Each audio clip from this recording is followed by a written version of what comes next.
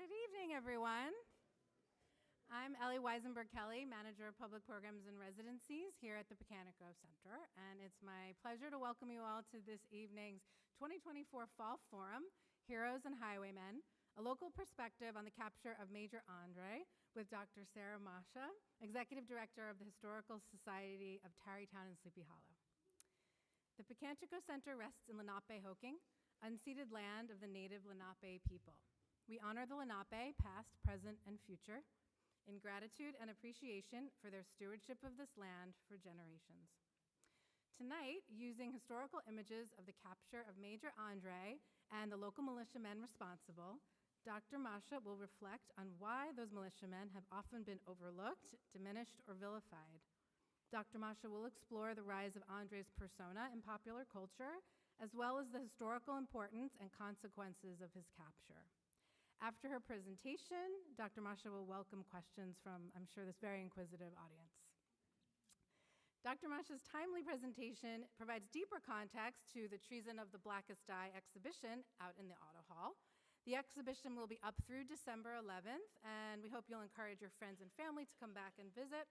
It's been such a pleasure partnering with Revolutionary Westchester 250 on the exhibition and being part of the upcoming celebrations of the 250th anniversary of the birth of our nation. I'm not going to try and say the semi-sesquicentennial. Yeah, that's close enough. Yeah. We would also like to thank the New York State Archives, the New York State Museum, and West Point for lending us the original documents and artifacts for today's opening. And those materials are heading back to Albany as I speak and will be replaced with high-level facsimiles for the rest of the exhibition. We would like to acknowledge our elected officials joining us this evening and thank them for their support.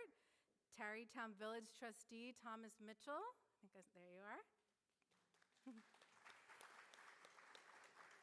And I think that might be it. If I forgot anyone, please raise your hand. Okay, great. Thank you so much for being here. And just a little plug for our fall season. Tickets for the fall season at Pocantico are on sale, and we have a really exciting lineup of outdoor tours around the campus, as well as performances and exhibitions, both here in the Coach Barn and down at the David Rockefeller Creative Arts Center, and we hope you'll join us. And now it's my pleasure to introduce RW 250 President Connie Kehoe to say a few words and introduce our speaker. Thank you.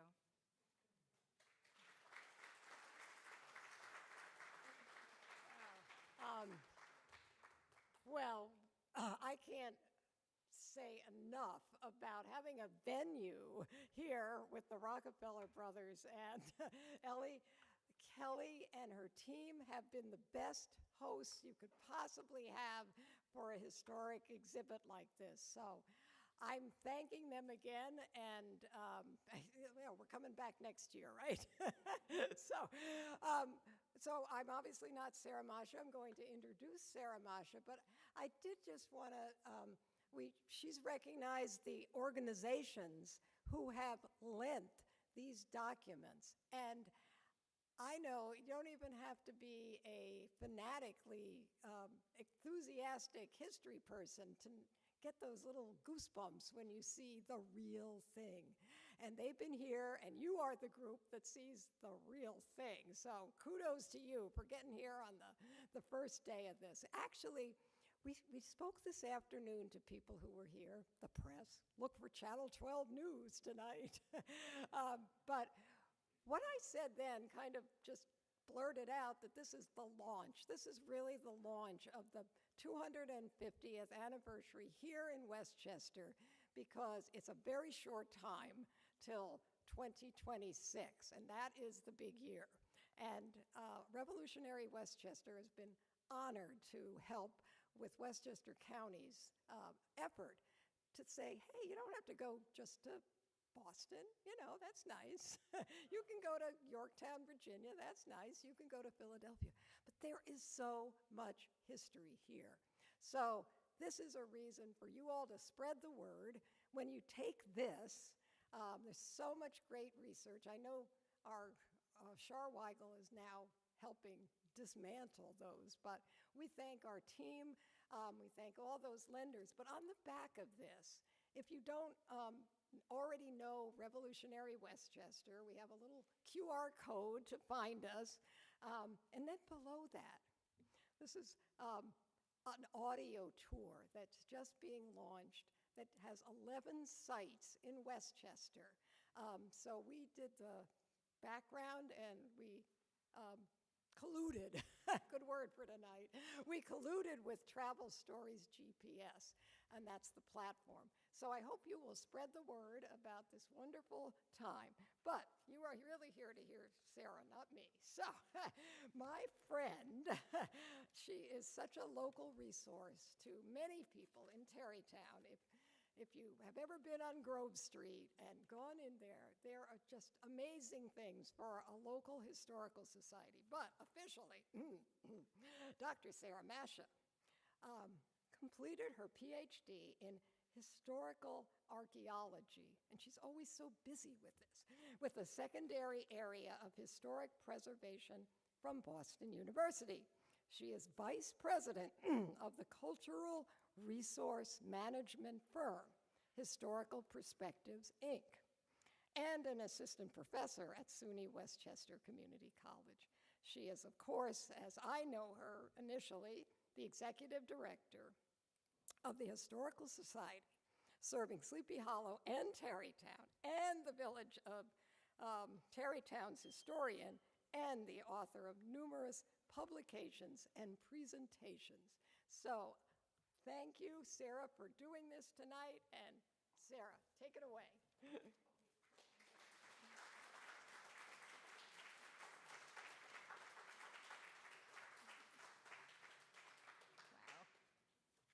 Well, good evening, everyone, and thank you so much for coming tonight. And I hope this presentation won't put you to sleep. We'll just start that way. So I first would like to really express my deep appreciation to the Pocantico Center and their dedicated staff, particularly Ellie Kelly, who everybody has already thanked tonight, and George in the back, yes, thank you, and many, many others here, the wonderful people here that have put together such a great venue for us. And I'd also really like to thank the wonderful individuals from Revolutionary Westchester 250, including Connie Kehoe and Char Weigel, for inviting me, and many of the others. Please, I know I'm leaving out names, but everybody has worked so hard, and thank you for inviting this very humble historian to speak this evening. Now, I'm not here tonight to say that I am the undisputed expert on all things and all historical facts and implications regarding the treason of Benedict Arnold and the capture of Major André. There are likely many here this evening who have also spent time reading through books, articles, and other things about this pivotal event and the larger-than-life individuals who were involved. As I look back on the events that took place almost 250 years ago, it's not hard to put both historical and modern perceptions and motivations on all of the individuals who were involved. As an archaeologist and an historian, the awareness of this unconscious personal bias by previous scholars, as well as myself, has always been integral to the research that I have conducted. So with this in mind, there are four sort of topics that I want to share with you this evening. First, I will impart some of my background and my relationship with the captors and Major André. Second, I will endeavor to briefly provide some historical background on the captors themselves that often get very little attention. Third is to share some of the observations on how people's perception of André and the captors has evolved over the centuries. Third is to share some fourth, going forth now, is to note how society, as a society, we perceive who was the good guy and who were the bad guys. And to steal a little bit from the musical Hamilton, who will tell their story. And most importantly, how this has played out locally over the years. My earliest acquaintance with the pivotal events of September 23rd, 1780, occurred when I was about maybe 7 or 8 years old. Locally, for over 50 years, the two villages of Tarrytown and North Tarrytown, now Sleepy Hollow, held a large Memorial Day parade that traveled from Main Street in Tarrytown north through the heart of the villages until it reached the Sleepy Hollow Cemetery. As a brownie, and later a Girl Scout, I was one of many that were enlisted to march every year. As we came upon Patriots Park and began marching past the Captors Monument, we would hear the command, "Eyes left!" We would all look over, very surprised, and stare at a monument that most of us marching had no idea what it represented. A few of the members of the troop attended John Paulding School and would proudly announce that we were passing Paulding's statue, while others mentioned, "Hey, that's where the spy was caught." As I grew older, there were often events at the park where people would mention the monument or, the capture of Major André, the spy. Which, to me, the idea of a spy in Tarrytown was pretty darn cool. Finally, in school, we were taught about the events of the American Revolution. And although not in our textbooks, there were some local social studies teachers who did provide a very brief summary of the highlights of the capture of Major André that primarily focused on the downfall of Benedict Arnold. Well, where were the captors? My true understanding of the importance of the capture came at the Historical Society, where my mother was a member and volunteer. I would often accompany her to the museum, and I remember vividly one afternoon waiting for her, and the curator stepped into the captors room and said, "Can I tell you a story?" So she showed me with great pride all of the artifacts that they had in their collection and told me about the captors. She spoke about the 3 honest militiamen who, while guarding the road, stopped Major André and found the secret plans that Benedict Arnold had prepared to send to the British in New York City, and thus they foiled the plot against the colonial army. So why am I telling you this story? Well, basically because that afternoon had such a profound effect on me and instilled in me a deep sense of pride that my community had history happen right here. When I first began to delve deeply into the story of the capture over 30 years ago and eventually began to share the facts of the capture with students and groups in town, I would often start my presentation with another story. Sorry, you're gonna get a lot of stories. This time, it was about a totally forgettable historical television documentary on the American Revolution. I remember half listening to the show and kind of sitting and doing other things when the narrator all of a sudden stated, while on his way back to New York, Major André was stopped by 3 highwaymen who searched for him and found the secret plans from Arnold. That immediately caught my attention. What? Highwaymen? We didn't have highwaymen in America. They were in England. This was not the version I grew up with. And by the way, this did prompt a very firm letter from me to the History Channel asking what was the resource for this? What did they consult to get this statement in the program in the first place? And yes, to this day, I'm still waiting for my answer. As a result of this, I spent the next several months immersing myself into reading everything that I could find on this subject to verify what I had been told about the captors.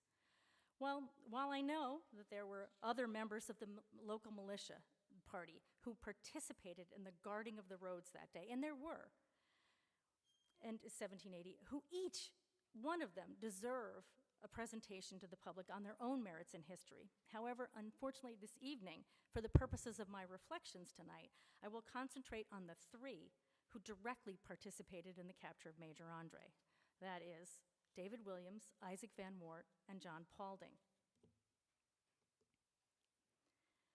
These men who, and I humbly borrow the words from historian Benjamin Lossing, on the 23rd of September 1780, Isaac Van Wart, accompanied by John Paulding and David Williams, all farmers of the county of Westchester, intercepted Major André on his return from the American lines in the character of a spy, and notwithstanding the large bribes offered them for his release, nobly disclaimed to sacrifice their country for gold, secured and carried him to the commanding officer of the district, whereby the dangerous and traitorous conspiracy of Arnold was brought to light, the insidious designs of the enemy baffled, and the American army saved, and our beloved country free.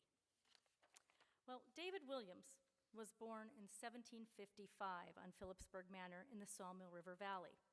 Named after his godfather, David C., Williams was baptized in the Old Dutch Church on October 7th, 1755.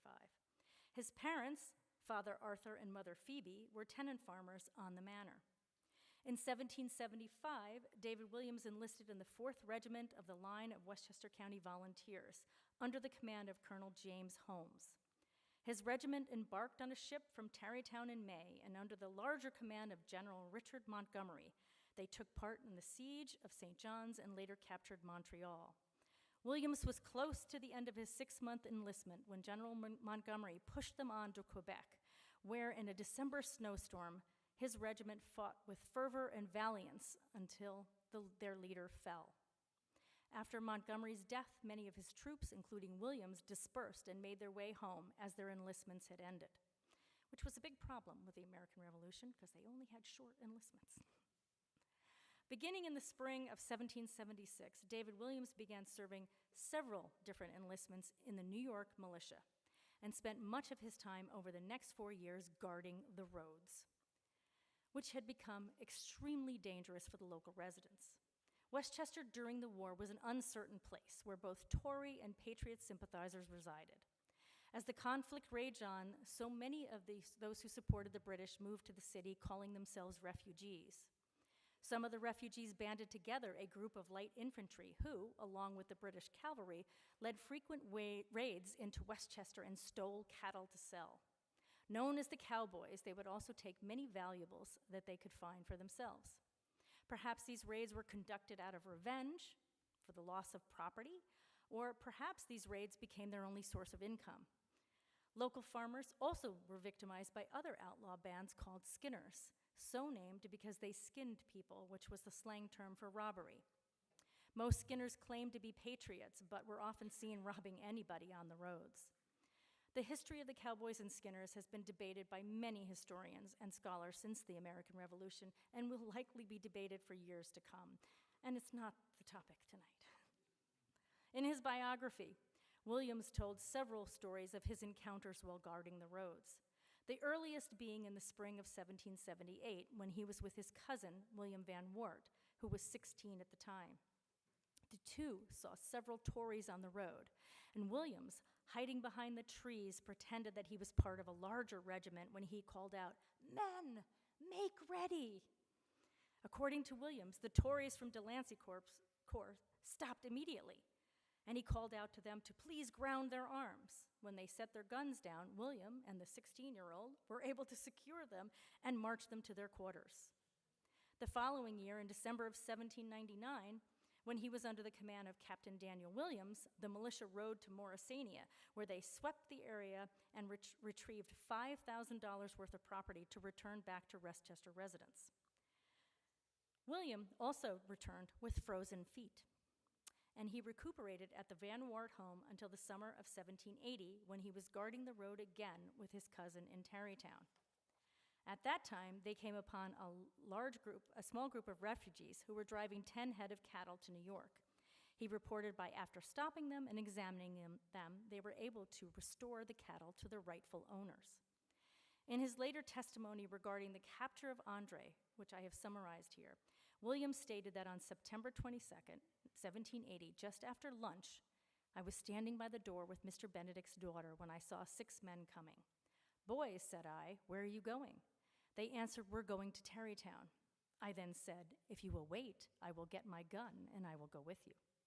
The names of the 6 persons were Isaac Van Wart, John Paulding, William Williams, John Yerkes, and John Romer. Oh, and the name of the 6th I have forgotten. We proceeded about 15 miles last night and slept in a hay barn. This morning, we crossed Buttermilk Hill, and John Paulding proposed to go to Isaac Reed's to get a pack of cards to divert ourselves with. We went to Davis's Hill, where we separated, leaving 4 to the hill, and 3, Van Wart, Paulding, and myself, proceeded to the Tarrytown Road and concealed ourselves in the bushes on the west side of the road and commenced playing cards, 3-hand, that is, 1 for himself. He reported that they had not been playing for more than an hour when they heard a horse galloping across the bridge, but a few yards from us, and one of them said, "There, here comes a trader going to New York," and they stepped out of their concealment to stop him. Near the end of the war in 1782, David Williams married Nancy Benedict, who was known to be an avid patriot and horsewoman. Following the war, Williams moved with his family to Schoharie County, where he became a highly respected friend and neighbor. In the late 1820s, artist John Henry Brower made several attempts to visit Williams in Schoharie to request he allow him to prepare a life mask, but each time the former soldier was absent from home. In 1829, when Williams was visiting friends, okay, this is the wrong image. Sorry. 1, 2, 3. Okay. Here we go. That's the Historical Society. Okay. When Williams was visiting a friend in Peekskill, Brower was summoned for this task, leaving us with the only image of David Williams. When he was 76 years old in 1830, Williams, the last surviving captor, was invited to attend a celebration of the French Revolution in New York. He was placed at the front of the procession to begin the event, met the mayor of the city, and was honored again at a military ball. Following Williams' death on August 2nd, 1831, a monument was erected to his honor in Schoharie. You might recognize the carved medallions on the two sides of the monument. Isaac Van Wart was baptized at the Old Dutch Church on October 25th, 1758. His family's farm was located about a mile west of the Upper Cross Road near the Sawmill River. At the start of the war, his father became a patriot soldier and participated in a number of skirmishes in the county, and for a while he allowed Captain Roberts' company to station on the family farm. At one point during the war, at least 9 members of the Van Wart family, including Isaac, had enlisted in the 1st Regiment of the Westchester Militia.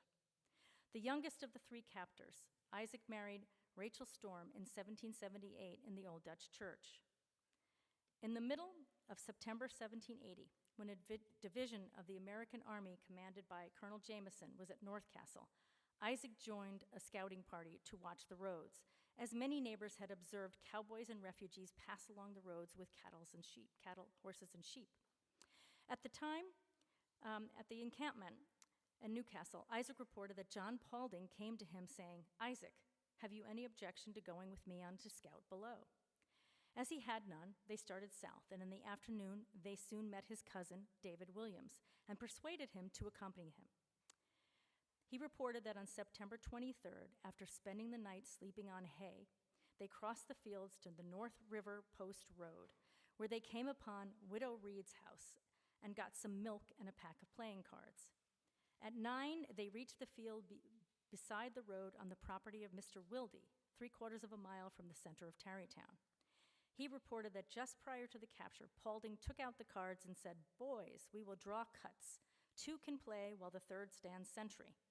Isaac stated that following the cuts, he was made to stand sentinel, likely making him the first to observe André's arrival. In 1826, John Henry Brower came to Tarrytown to visit Van Wart and complete a life mask. Similar to Williams, this is the only known likeness we have of Isaac Van Wart. After the war, Isaac and his family remained in Westchester County, where he was a respected and admired resident and a member of the Elmsford Reformed Church. When he died on May 23, 1828, at the age of 68, a monument was placed on his grave. On the side of the monument is carved, "The citizens of the County of Westchester erected this tomb in testimony of the high sense they entertained for the virtuous and patriotic conduct of their fellow citizen as a memorial sacred to public gratitude." John Paulding was also born on his family's farm in Phillipsburg on October 16, 1758. During the early years of the war, the Paulding farm was plundered by a British raiding party, and his mother was treated to many indignities. When he arrived home after they left, he grabbed his gun and tried to follow them, but he was forced back by the raiders. Enlistment and payroll records indicate that beginning in 1776, Paulding served in the 1st Regiment Westchester Militia, later the 3rd Regiment Westchester County Militia, and then the Dutchess County 6th Regiment. Most of his duties were confined to patrolling the roads. During his service, he was captured 3 times and escaped 3 times. The second time he was captured was in the summer of 1780, when he encountered a group of Tories that included Ensign Teed of Delancey's Corps. The group chased him down and into a barn where he fired on them.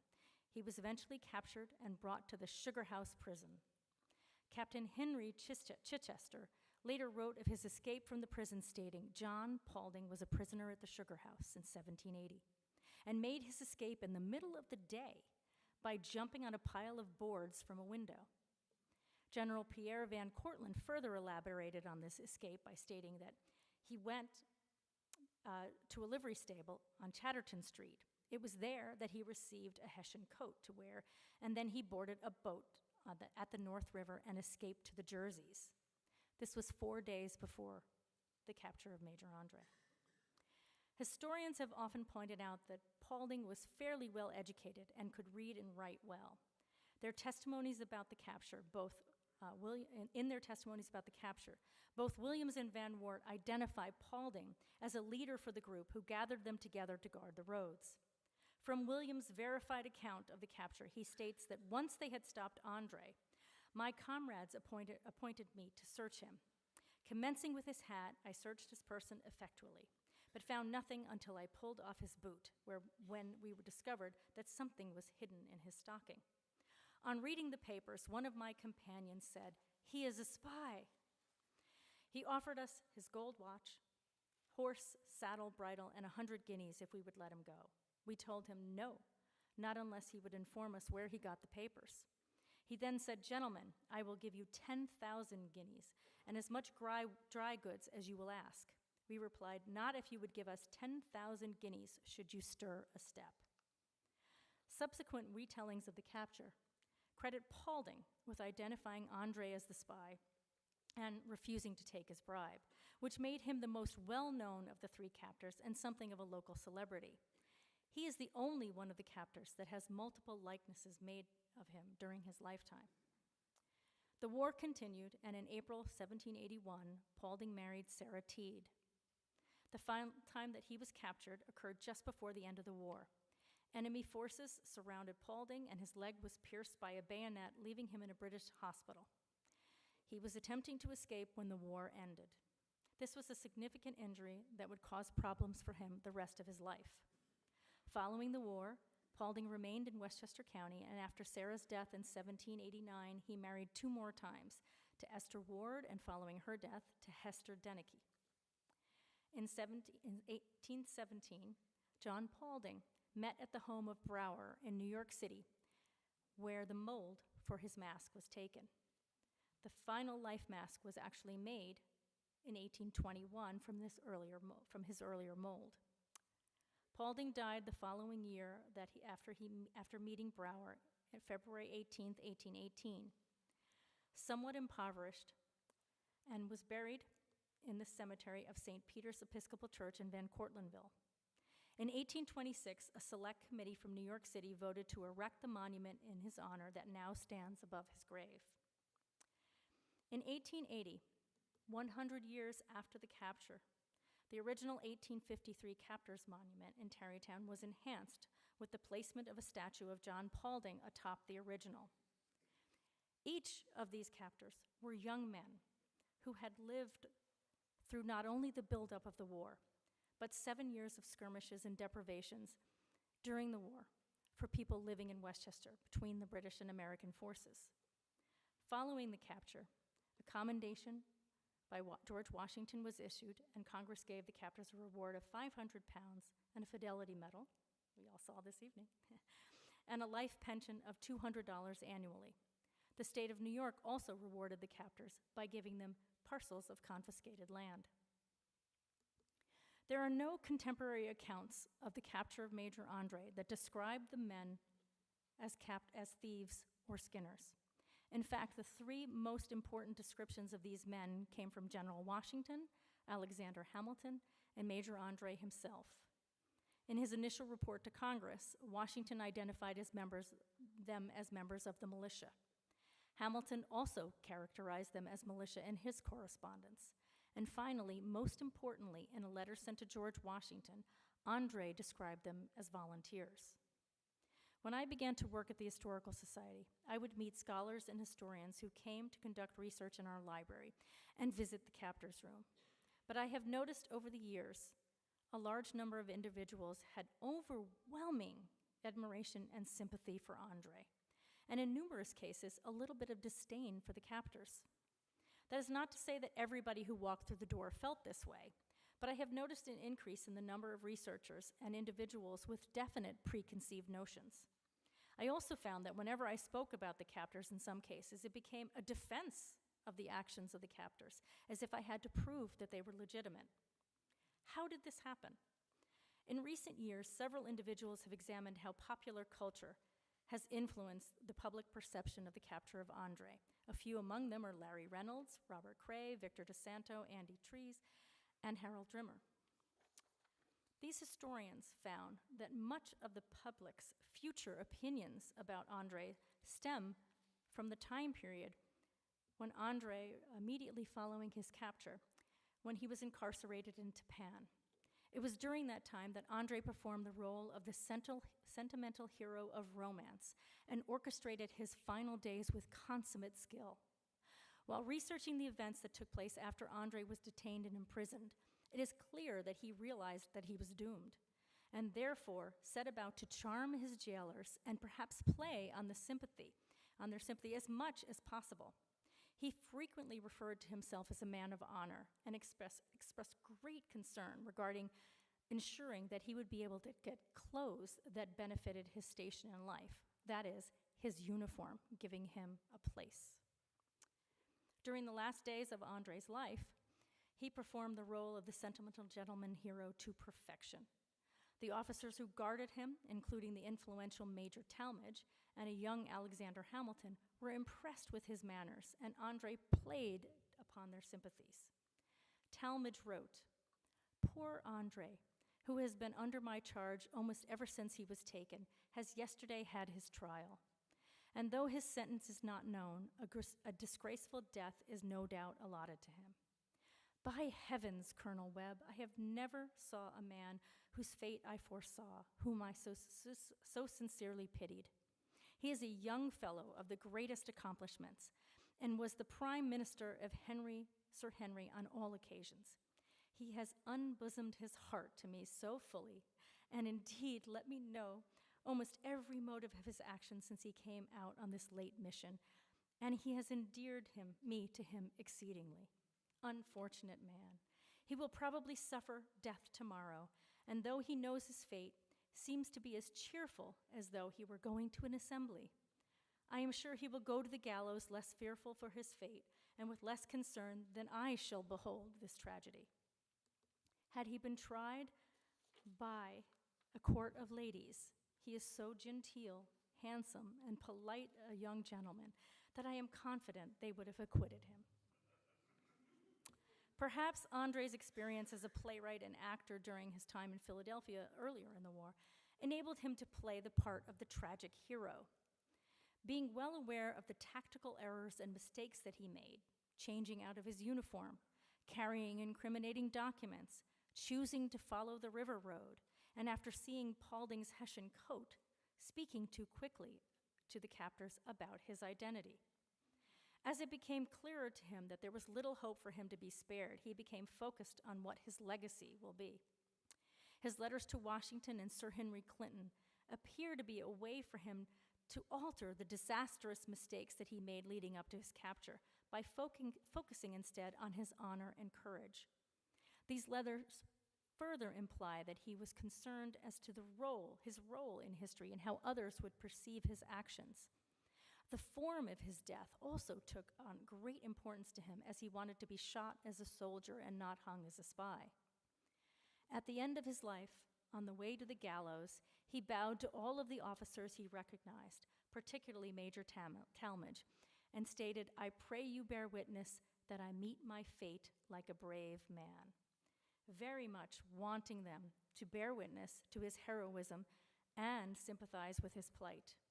The tactic worked well for André, as both Hamilton and Talmadge did feel a kinship with him, and Talmadge in particular would later bolster André's efforts towards reshaping history.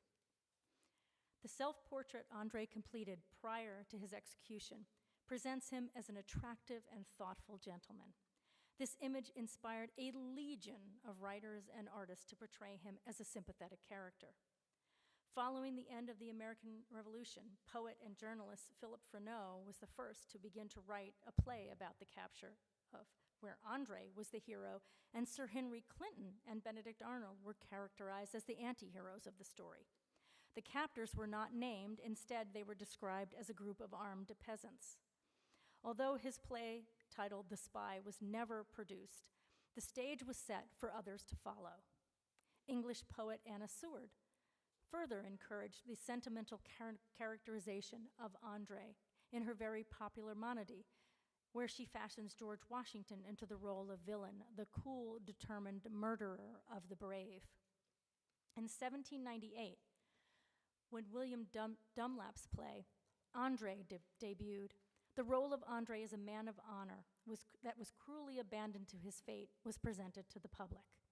Although not a success due to the introduction of unpopular fictional characters to the story, Dunlap later remade the play into a comedy, The Glory of Columbia, Her Yeomanry.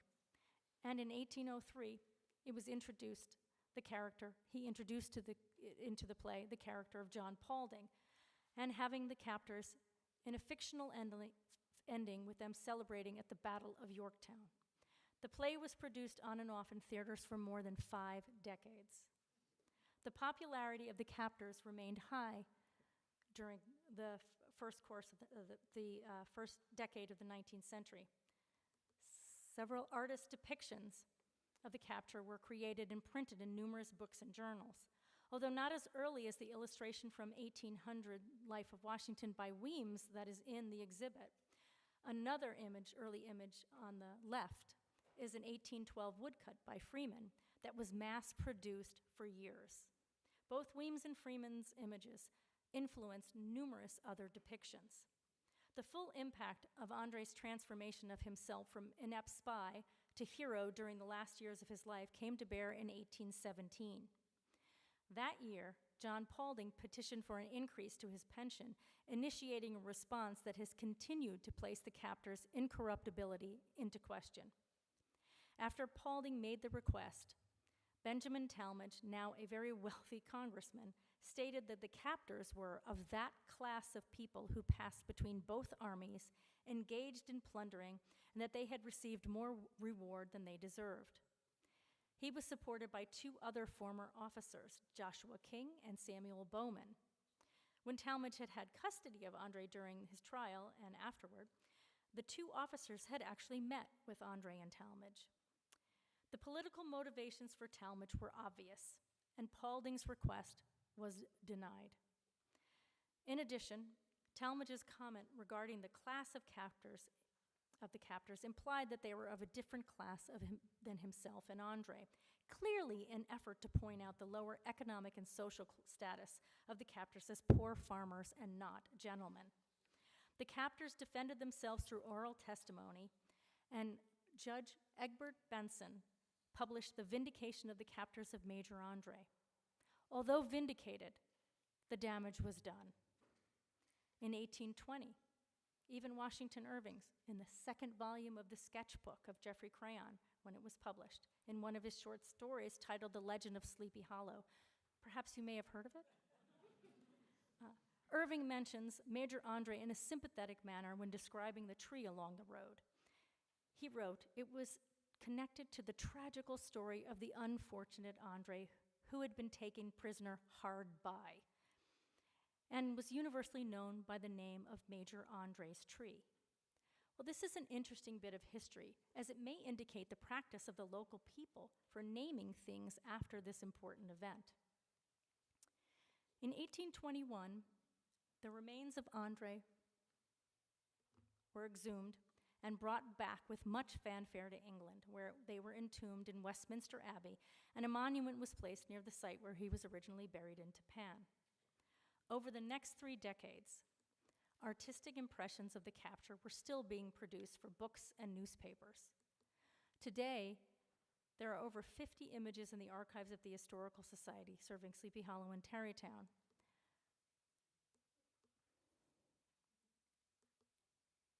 Including some produced for European publications. The most entertaining two are first the 1845 Courier depiction of the capture, which now shows André looking very much like the many popular depictions of images of Washington, surrounded by his captors, with one, a clearly barefoot country boy. A second image of the capture from 1854 depicts the majestic André on a rearing horse, while buckskin-clad captors, who appear to be more like backwoods thieves, attempt to pull him off. During the 1820s and 30s, Talmadge was not done sharing his new interpretation of the events surrounding the capture of Major André. He corresponded with historian and writer Jared Sparks, who was working on the Life and Treason of Benedict Arnold that was published in 1835, and the writings of George Washington, published between 1834 and 1837. Sparks's work includes Talmadge's assertions about the captors. These two works have been used as the foundation for many subsequent books about Arnold and André. And the most egregious of those influenced by Sparks, was playwright Clyde Fitch, who in 1895 penned the play Major André. And confusingly, he combines the characters of Talmadge and John Paulding, with Paulding speaking the lines from Talmadge's correspondence about himself, and even walking hand in hand with André to the gallows. In 1833, a letter of Talmadge's seemingly contradicted his earlier remarks. Perhaps he felt a little bad. When he wrote, "They took him aside for examination, and discovering sundry papers on him, which he had concealed in his boots, they determined to detain him as a prisoner. Notwithstanding Anderson's offers of pecuniary satisfaction, if they would permit him to proceed on his course, they determined to bring him up to the headquarters of our regiment." Yeah, it's a little too little too late. In response to the maligning of the captors, the placement of a monument to the spy in Tapan, and the placement of the monument to the spy in Tapan, the residents of Tarrytown assembled a monument committee to raise funds to memorialize the captors. With much fanfare and many speeches, the monument was unveiled to a huge, delighted crowd in 1853. However, within a few years, visitors and maybe even local residents began to refer to it as the André Monument, as you can see on the side of this old photograph. Between 1853 and 1880, more depictions of the capture were created. But at least one case, the captors were actually identified by name, as you can see at the bottom. In 1870, one illustration even included an image of John Paulding with those other significant persons involved in the story of the capture. In 1876, Currier and Ives updated Currier's earlier image with a new depiction of the capture, giving the captors more dignified images and shoes. In 1880, the captors monument in Tarrytown was enlarged and a bronze statue placed upon the stone pedestal. The bronze statue was actually meant to be the image of John Paulding, perhaps attesting to the enduring sympathetic image that André played to perfection during his last days. The monument was, and still sometimes is, called the André Monument, or the André statue by some. The centennial of the capture provided a large stage for local historians to make their case for the fidelity and honesty of the three captors. The multi-day events that took place included a parade, the unveiling of the new statue atop the monument, and numerous orations. However, to visit the monument, the 50,000 plus guests had to walk over and around the André Brook and listen to the orations that they were required to climb up to on Mont André, today what is now Wilson Park in Tarrytown. During the 20th and 21st centuries, new mediums were now available to tell the story of the capture of André. In the film The Scarlet Coat, which premiered in 1955, André is again portrayed as an honorable and sympathetic character. The production even came to Tarrytown in the fall of 1954 to try and capture, no pun intended, what the area would have looked like in September 1780. The film focuses on the rivalry between John André and the fictional American John Paulding, based loosely on Talmadge, and culminates with André walking up to the gallows as the camera slowly pans away before the hanging. While I understand filmmakers often take artistic license when presenting a story, the one production that has given me a few headaches, I'm sorry, recently, except for one of the very attractive characters, was the recent AMC series, Turn, Washington Spies.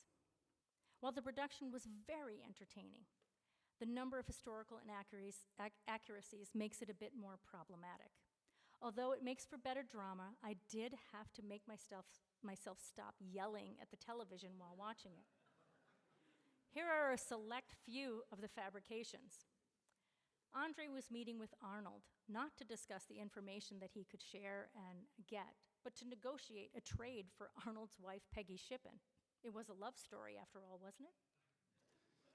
Alexander Hamilton represented André at his trial. Really? Peggy Shippen Arnold, I should say, attended André's execution. George Washington states that they made up the story of Nathan Hale's final words. What? And finally, the captors were depicted as a band of thieves who stole André's boots and demanded payment for turning him over to the American officers. No. Again, while very entertaining, and it really was a great show, the problem with a show like Turn is that it had just enough real historical facts in it that it encouraged those watching to really believe in this invented story as well. I have had more visitors in the last few years come to the Historical Society with questions that come right out of the script of Turn. There was even one sweet woman who came with an André doll, and another who had a flat André that she took everywhere with her to visit all of the locations where André had once been present. Now, there is an entire new generation of people who have a distorted view of history. A romantic view, but a distorted view. So why do people identify more with what some would consider the antagonist in the story or literature? Why do people remember Ichabod Crane and not Abraham Van Brunt, Brom Bones, from Irving's legend? Perhaps it is the fact that people love the tragic but misunderstood bad boy. James Dean made a career out of it. Locally, the capture of Major André has seeped into our everyday life. The physical presence of the captor's monument stands tall in Patriots Park, but it is still often called the André Monument, and in the park, where the André Brook still flows slowly through. While it is typical to honor an individual by naming something after him, why did the local residents name the brook after the spy and not one of the captors? It is often said that history is written by the winners of a conflict. However, when dealing with the historical events and real individuals, it is often difficult to understand who is to be remembered fondly and who is to be forgotten. So where did we lose the real story, the facts? To the charisma of the individual? Was it when André set about charming his jailers? Or when individuals began altering the event for entertainment? I believe it was from the start, as André truly influenced those who would tell his revised story. This was enhanced in art and literature, and clearly the romanticized story of the glamorous, attractive spy, which quickly overshadowed the important role the captors had played in foiling the plans of the British Benedict Arnold and André. Were the captors perfect? No, of course not. Most scholars would certainly agree that during a time of war, there is a certain aggression that sustains most soldiers. This is clearly the case when this group of young men initially gathered to protect their homes and fend off the cowboys and the unknowns on the road. By 1780, all three captors had participated in skirmishes or battles, and all three had experienced either directly or indirectly the British attacks on the farms in Westchester. As a result, each were ready to physically stop any unknowns on the road. Was André perfect? No, far from it. I have no doubt that he was an incredibly charismatic and intelligent individual, a person who truly believed in his cause. Although known as a spy master steeped in sending and receiving coded messages, this title is definitely in conflict with his actions during the course of the days from September 20th to the 23rd, 1780, when he clearly made some damaging tactical errors that would prove fatal. Shortly after the capture, Alexander Hamilton wrote to Colonel Sears in Boston, in which he contrasted the conduct of André with the young men who captured him. He wrote, "He tempted their integrity with the offer of his watch, his horse, and any sum of money they would name. They rejected his offers with indignation, and the gold that could often seduce a man high in the esteem of confidence of his country, who had the remembrance of past exploits and the motives of present reputation and future glory to prop his integrity, this had no charm for the three simple peasants.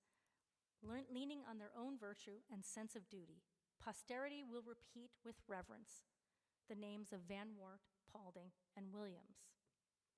Today, one of my favorite things to do as the executive director at the Historical Society is to greet visitors in the museum, particularly local residents, and share with them the very same facts and details regarding the capture of Major André and the captors that was shared with me over 50 years ago. So at this point in history, as we are venturing into the United States semi-quincentennial, we need to rededicate ourselves tonight, all of you, to disseminating the accurate historical facts regarding the capture of André and the captors. And the current exhibit, an upcoming documentary created by Revolutionary Westchester 250, is a wonderful start. Sharing the true factors will help correct the errors of the past and ensure that future generations will be able to truly understand the magnitude of the events that took place here in Tarrytown and Sleepy Hollow on September 23rd, 1780. Thank you.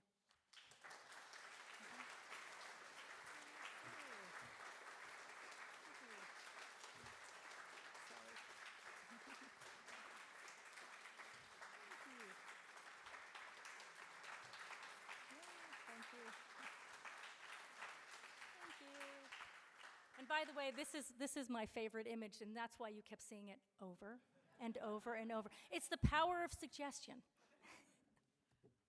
Thank you so much. I'd love to take some questions from the audience. Let me ask that, if you don't mind, my colleague Wiki and I have a mic, and if you could speak into the mic so that, since we're recording, are you pointing to someone up front here? He's over there. Oh. Against the wall. Hi, thank you for that very interesting and lively presentation. Why Paulding on the top of the monument and not Van Wart, who was the initial captor, or all three? Honestly, it's because they only had images of Paulding. They had the life mask of them as an older man. But by 1880, they only had the images of Paulding to use. And so that is supposedly what was used as the starting point. Good question, though. Yay.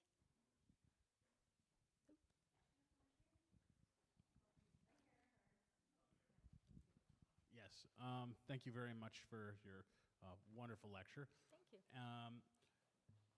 My question is, are there any media representations of the capture of Major André that are more historically accurate than others? You know, I've honestly thought the woodcuts, some of those early ones, although they're stick figures, they kind of are. They have them dressed normally like they would have been. One or two of them, is particularly the last Currier and Ives, has the very colorful coat. This one does not have him wearing the Hessian coat, and he should have been wearing that teal-colored coat. That one, each one has one or two elements that truly do kind of show one fact. But all of them together, like I said, the early ones, because they don't try to embellish on the story. You've got your guys on the side of the road, and here they are, the artists weren't trying to make art. They were trying to just report on the story.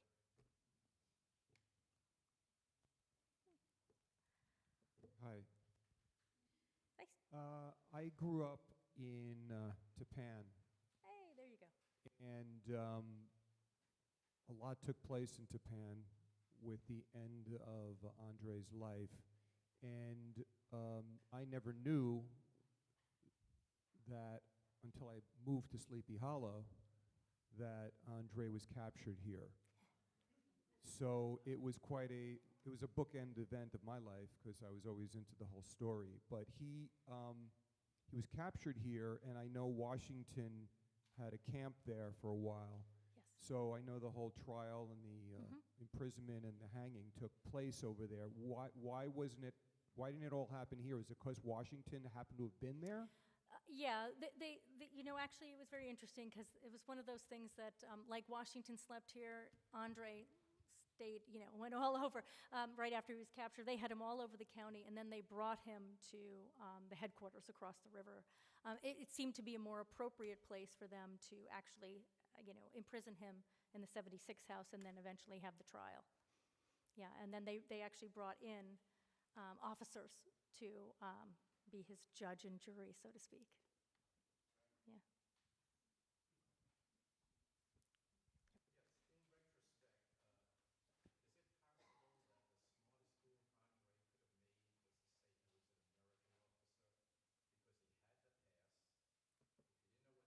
Yes. Yes, that would have been, we probably would be speaking with a little bit more of an accent. No, just kidding. The question was, he said that would it have been more appropriate for him to present his pass and to go through the lines? Yes, but he made the colossal mistake of looking down and seeing the jacket, and then using the term, are you from the lower party? Right. Correct. Correct. Yeah. So he said that if the Americans would have brought him in, and so would the British have brought him in, if he was still playing the role of an American traitor. And that's not traitor, that's trader. Yes. So yeah, that was, he did make some colossal mistakes. He was told not to change out of uniform. He was told not to carry incriminating documents. He was told not to travel on the main road. All these things, and he should have known better. And it could be that all of the days of being in enemy territory, up the river, trying to get back, not really knowing where he was too well, trying to follow the main road. Maybe he just lost it for a second and looked down and was like, "Oh, thank God, this guy is one of ours."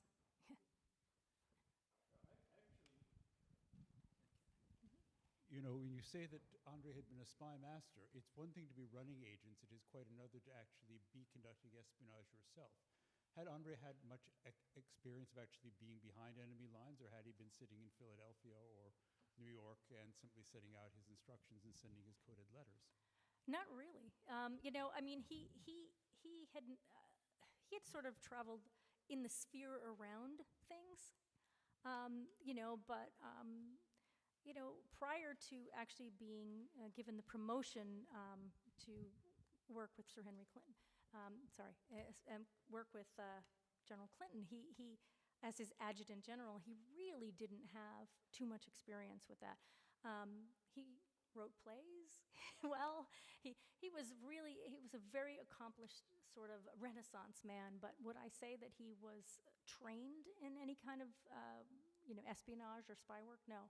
He learned to trade things and secret codes and things and coded letters back and forth across the lines, but actually being behind the lines and sneaking through, he had very limited. Yeah, so he was out of his depth. Had the ship not been fired on, because he had come on the ship Vulture up, I didn't go too much into the actual capture, because this is about the captors.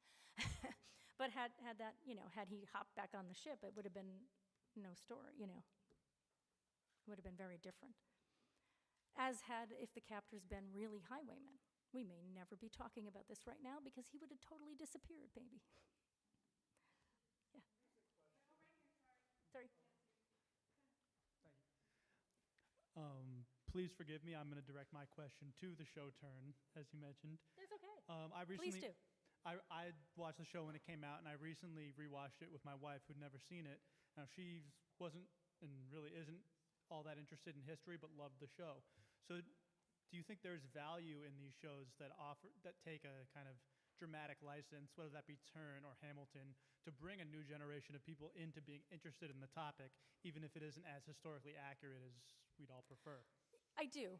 I mean, I actually do, because I love Hamilton, by the way. But I do believe. I mean, I even like some parts of Turn, but knowing so well the topic, it was hard for me.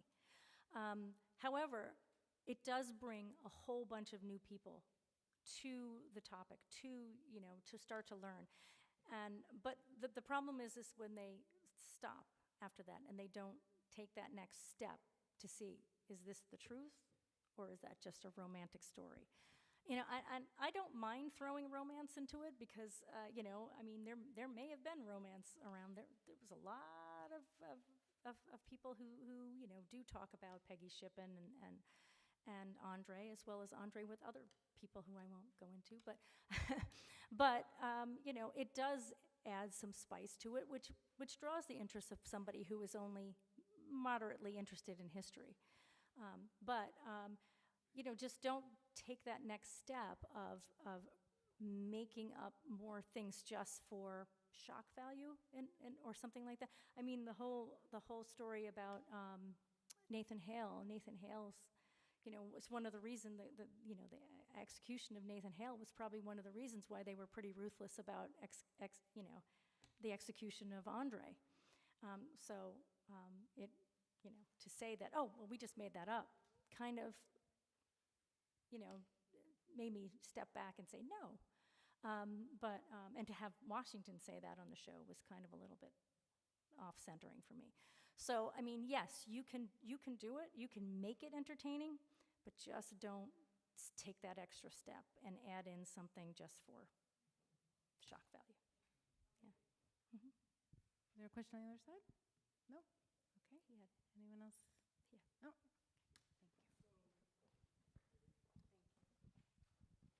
So once Benedict Arnold was with Clinton, did the British forces try to take West Point?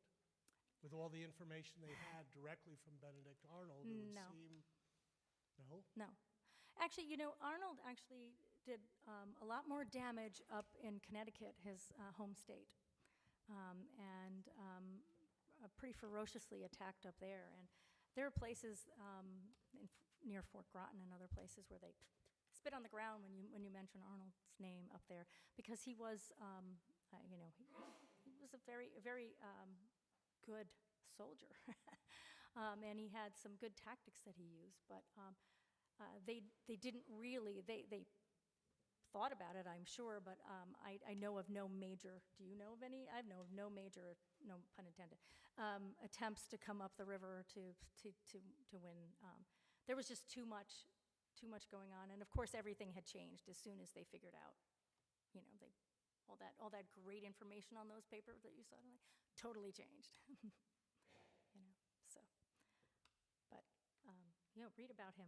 He was pretty bad up in Connecticut.